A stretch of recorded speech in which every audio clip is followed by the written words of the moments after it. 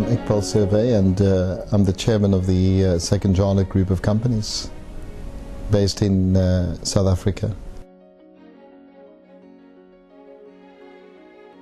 I think a couple of months ago I would have believed that. I would have thought that the disruptive effect of the global crises would have brought about fundamentally different business models. I'm not sure anymore. I think the recovery is coming quickly. It looks like it's coming quickly, and there's certainly signs that the recovery is going to re-establish the older business models. So I think it could be a lost opportunity to look at things very differently, but time will tell. Time will tell. I think that was what was going to happen. I'm seeing a normalization of the business landscape, and initially the reaction was greater regulation, clearly a difficulty in obtaining funding, great accountability of decision making. I don't think that's necessarily going to happen that way. I think there seems to be a momentum. It's difficult to understand it, but there's definitely a momentum, which is getting business back to normal again. And one doesn't know whether that momentum is just because of the scope, the size of the problem.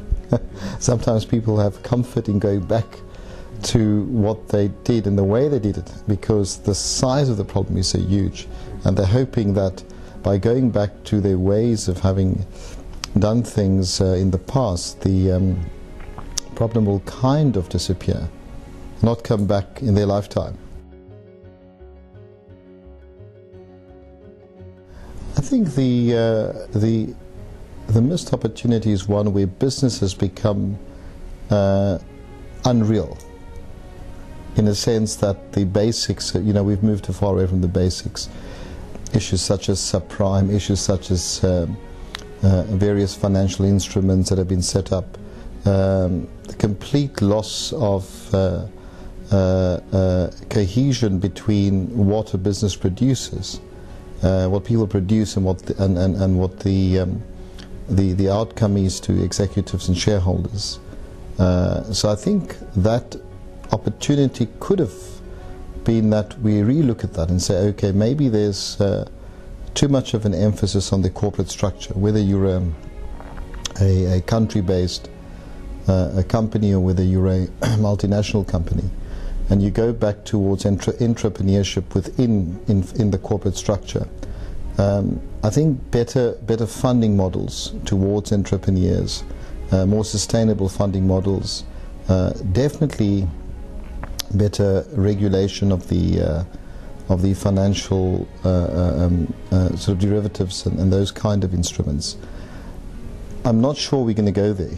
I think there's an initial reaction to all of that, which is kind of a gut reaction. Okay, well, we didn't do so well here. Let's just do a little bit of that and talk about it, and in 12 months' time you'll find derivative structures all over again. You'll find subprime coming back in a different format, but more importantly, I think this is an opportunity for the world to engage with developing economies, where there's real hunger for entrepreneurship. I think whether you're in China or India or many parts of Africa, people really want the opportunity to improve their lives, to create a living for themselves, and the barrier to that kind of opportunity has been the obvious one is always funding, but the less obvious one is just regulation from the corporate sector, and an approach which is often hostile from the corporate sector to the development of entrepreneurs in those areas. And I think that's if we can somehow or other shift that, shift the entire funding landscape towards entrepreneurs rather than corporates, Doesn't mean that, that corporates aren't important. I think corporates play a very, very important role. But in this kind of crises, the entrepreneurs are the ones that I think will bail out the business sector ultimately. I think the first is that we've, become highly inefficient in terms of our business practices, in terms of the kind of decision making. We say we've been innovative, and we have in certain areas, but I think that it's an innovation during good times. There's also an innovation under pressure, which forces you to think faster, develop faster, look at both products and markets, services in very different ways, look at the consumer in different ways, look at countries in different ways. So I think that's been a very positive side of this recession, if you call it that. Is that it's forced us to do that. It's forced us to look at the funding model.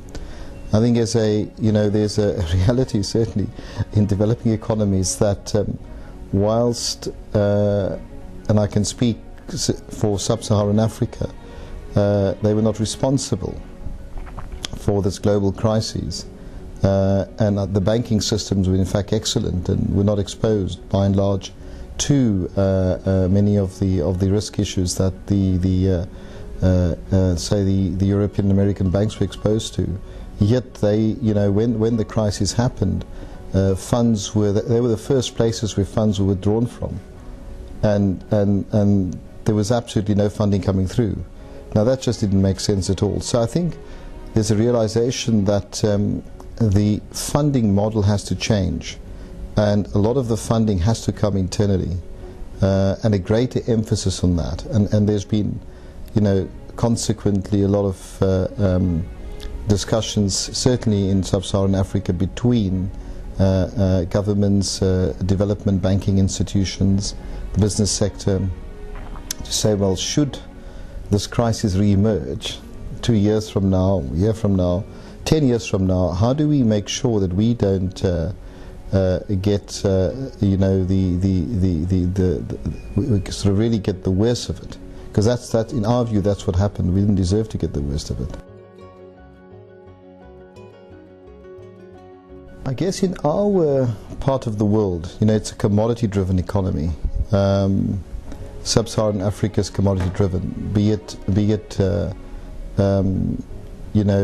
not necessarily just in gold and platinum and diamonds, but also oil. It's a big part of the region at the moment. So that's always been there, and that's, I think, for a long time going to continue to be the key driver towards growth in those economies. We're beginning to see some green shoots in the telecom sector, for argument's sake. Construction is coming back again, very, very slowly, but it's certainly coming back. I'd say the sector that's the hardest hit and it's probably going to take the longest to recover is the financial services sector. We're seeing some agricultural sector, interestingly enough, we're seeing signs of recovery in that sector as well. So, but again, we weren't that, I think the business model was okay. We weren't that badly affected in the region. That's by the business process itself. We were affected by two things really. The first was a sudden cut-off of funding, and the second was a drop in the export markets, primarily to developing economies such as India and China. I'm not an economist, and funny enough, I was thinking about this earlier on the plane. I'll say, this cycle of money, where is it coming from, and who's going to suffer in the end? Where's the beginning and end point of this?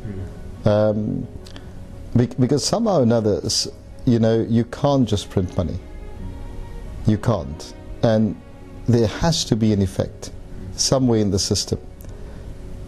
So you know, using my basics 101 economics, I was trying to work this out, but you didn't come up with an answer. I don't think I did.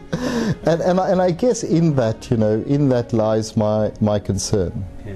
That we're just shuffling the decks every year, and shuffling the chairs in the decks, and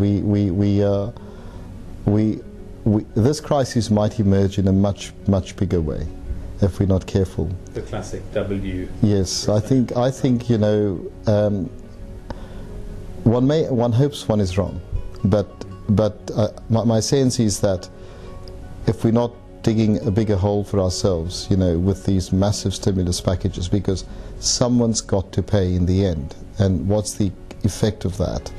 So I don't believe that that's necessarily the only answer. I think it's a short-term answer. I think it placates a lot of people. I think it helps the system. The real answer is going to be to look at the business model. That's the answer.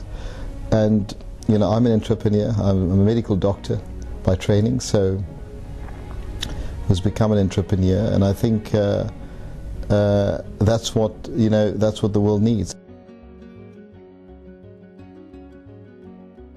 The first thing is facilitation of entrepreneurs, you know, and how do you facilitate the entry, because entrepreneurs don't necessarily have to be big business entrepreneurs.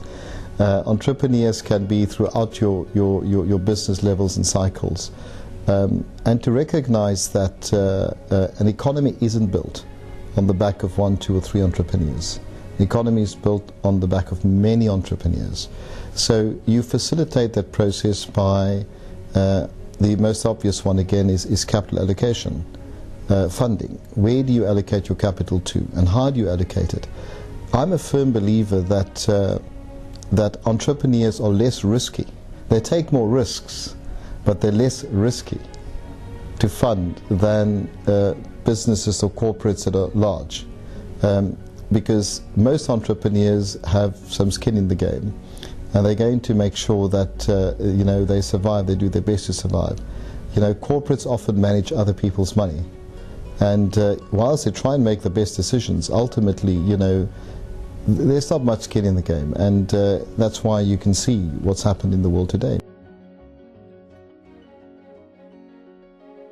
Absolutely, I would, and I think the funding allocation has to change.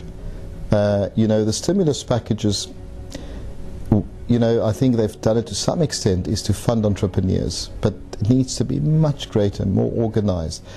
Alongside of that, I think there needs to be channels for entrepreneurs to grow. You know, you support them through programs, training programs, you support them through structures that supports micro businesses, in not micro-lending, micro businesses.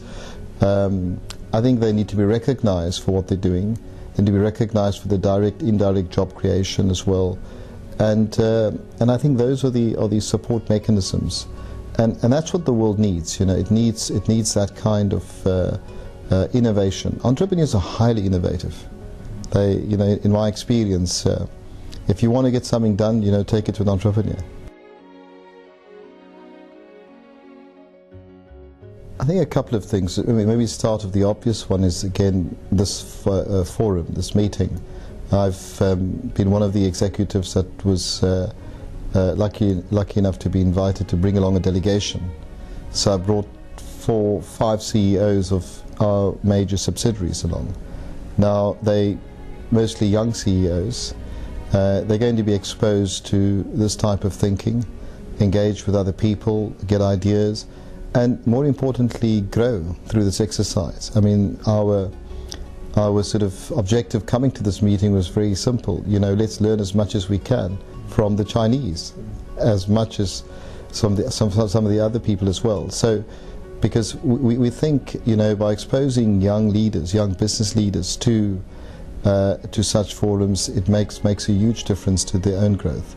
Secondly, I encourage them to take risks. In fact, you know, we say in the group that you have a greater chance of leaving this group if you don't take risks than if you take risks.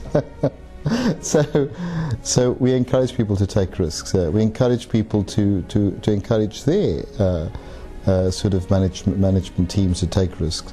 Thirdly, is we talk about being a family. So when you're and the family concept is very important to us, because when you're a family, and we in our organization have executives that are diverse. We have real diversity across the board. So family means two things. It means that you support people, and secondly, when they make mistakes, you support them again. You understand why they've made it, you examine the mistakes, and you encourage them to grow through those kinds of mistakes.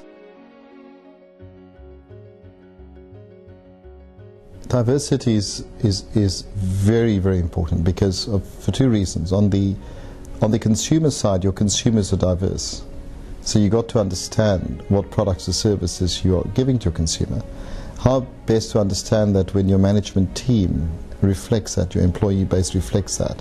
But also, diversity brings within it certain sort of differences in terms of cultural backgrounds, in terms of perspective to business, and that drives innovation.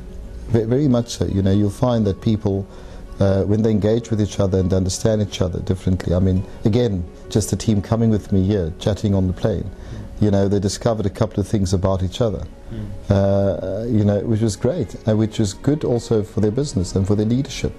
So I think, the world can learn from diversity. I think we can, we've learned, definitely we see that. When you're too homogeneous, you get comfortable. That's just human nature.